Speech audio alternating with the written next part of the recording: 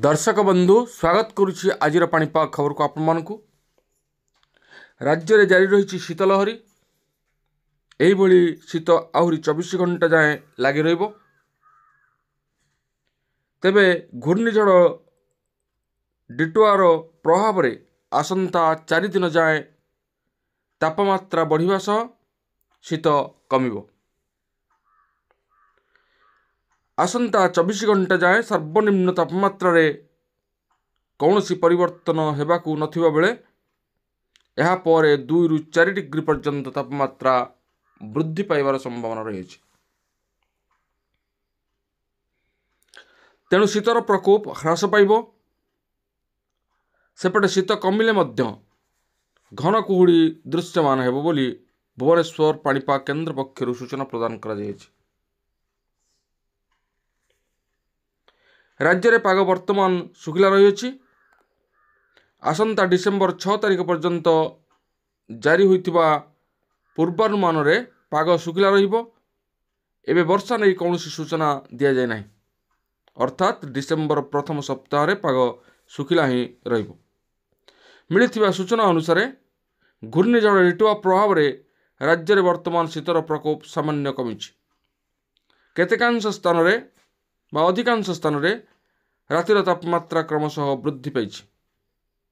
एपरिकी आसंता काली बुधवार दक्षिण ओडिशार किछि जिल्ला जेपरिकी मालकानगिरी, कोरापुट, रायगड़ा, गजपति और गंजाम रे सामान्य वर्षा हेबा नै आकलन करिछि भुवनेश्वर पाणीपाग विभाग। वर्तमान तापमात्रा रे आसंता 4 दिन पर्यंत विशेष परिवर्तनर संभावना नाही। यह परवर्ती 4 दिन भितर सर्वनिम्न तापमात्रा वर्तमान तुलन में 2 ରୁ 3 डिग्री कमिपारे। रविवार जी उदयगिरी और शिमिलगुड़ा रे सर्वनिम्न तापमात्रा रेकर्ड होइतिबा बेले बाकी कौन स्थान में पारद 10 डिग्री तले नथिला। तेबे दर्शक बंधु आम देखुच वर्तमान बात्या डिटोआ किभली भाव में श्रीलंका और तमिलनाडु को छारखार करिछि।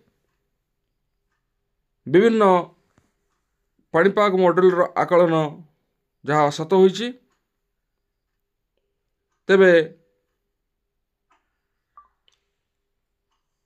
एही बात्यार प्रभाव फल राज्य में शीतर प्रकोप ह्रास पाइछि। तेणु जेहेतु फसल अमल समय से लोक मन में एक भय थिला जे बात्या ओडिशा मुहां होई पारे कि। तेणु से कौन अप्रीतिकर परिस्थिति सृष्टि हुई नहीं। बात्या तार दिग बदलाई श्रीलंका और तमिलनाडु लैंडफॉल करिछि। तेणु सेठाकार परिस्थिति अत्यंत भयंकर सृष्टि करिछि, जार प्रभाव वर्तमान सेठाकार लोक माने भोग करुछन्ति।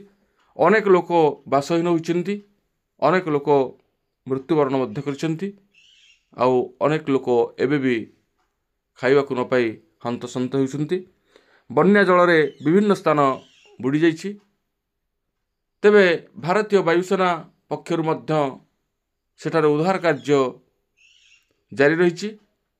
भारत मध्य रिलीफ खाद्य सेवानक पई यथेष्ट मात्रा रे पठाइछि। तेबे ए थिला आज पाणीपाग संपर्कित विशेष गुरुत्वपूर्ण सूचना। आज पुणी देखा आगामी भिडियो रे। रहुछि। धन्यवाद, नमस्कार।